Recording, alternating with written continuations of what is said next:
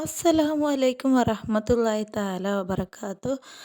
പ്രിയ സുഹൃത്തുക്കളെ, നമ്മൾ ഏറ്റവും കൂടുതൽ ബഹുമാനിക്കുന്ന ഒരു ഡ്രസ്സാണല്ലോ പ്രെയർ ഡ്രസ്സ്.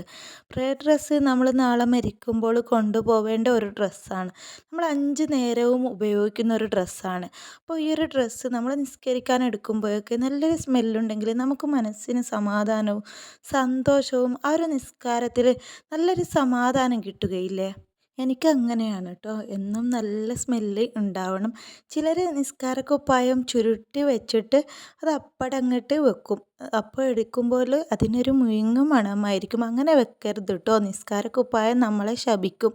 നാളെ നമ്മൾ മരിക്കുമ്പോൾ ഈ ദുനിയാവിൽ നിന്ന് ആകെ ഒരു വസ്തുവാണ് നമ്മൾ നാളെ മരിക്കുമ്പോൾ കൊണ്ടുപോവുക. അത് നമ്മുടെ നിസ്കാരക്കുപ്പായമാണ്. അപ്പോൾ ആ ഒരു നിസ്കാരക്കുപ്പായത്തെ നമ്മൾ ബഹുമാനിക്കണം.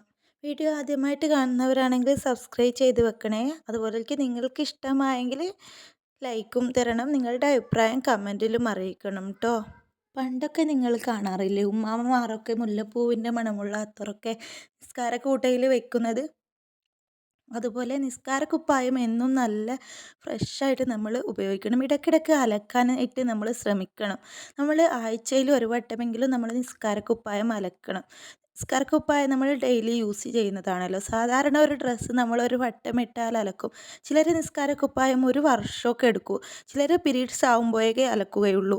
നമ്മൾ നിസ്കാരക്കുപ്പായം നല്ല വൃത്തിയായിട്ട് സൂക്ഷിക്കുക. നിസ്കാരക്കുപ്പായത്തിൽ അത്തറ് പുരട്ടി കൊടുത്താൽ അതിൻ്റെ സ്മെല്ല് കുറച്ച് സമയത്തേക്കേ നീണ്ടു നിൽക്കുകയുള്ളൂ. അപ്പോൾ നിങ്ങൾ ഇതുപോലെ ചെയ്ത് നോക്കുക. എപ്പോൾ ഈ നിസ്കാരക്കുപ്പായത്തിന് നല്ലൊരു സ്മെല്ലായിരിക്കും. അതിനായിട്ട് ഞാനിവിടെ ഒരു ടിഷ്യൂ പേപ്പർ എടുത്തിട്ട് അതിലോട്ട് സോപ്പ് വെച്ച് കൊടുക്കുന്നുണ്ട്. നമുക്ക് ഏത് സോപ്പും എടുക്കാം. നല്ല സ്മെല്ലുള്ള സോപ്പ് എടുത്താൽ ആ ഒരു നിസ്കാരക്കുപ്പായത്തിന് എപ്പോഴും ഈ ഒരു സോപ്പിൻ്റെ സ്മെല്ലുണ്ടാവും. നിങ്ങൾ നല്ല സ്മെല്ലുള്ള സോപ്പ് തന്നെ എടുക്കാൻ ശ്രമിക്കുക. എന്നിട്ട് ആ ഒരു സോപ്പിൻ്റെ കവറും ഇതിൽ വെച്ച് കൊടുക്കുക. എന്നിട്ട് ഇതുപോലെ ഹോൾസ് ഇല്ലാത്ത നിസ്കാരക്കൂട്ട വേണം എടുക്കാനായിട്ട്. എന്നിട്ട് നിസ്കാരക്കുപ്പായം നന്നായിട്ട് മടക്കിയിട്ട് അതിൽ വെച്ച് കൊടുക്കുക.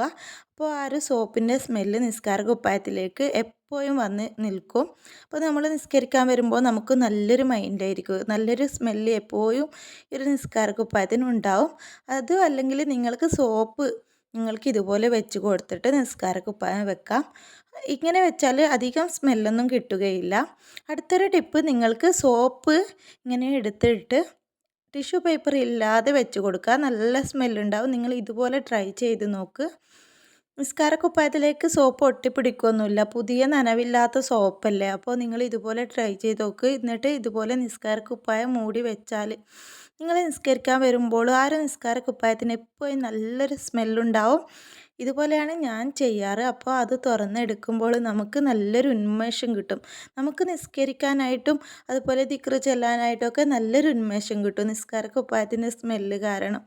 നിങ്ങൾ ഇതുപോലെ ചെയ്തിട്ട് നിങ്ങൾക്ക് ഇഷ്ടമായെങ്കിൽ കമൻറ്റിൽ അറിയിക്കുക.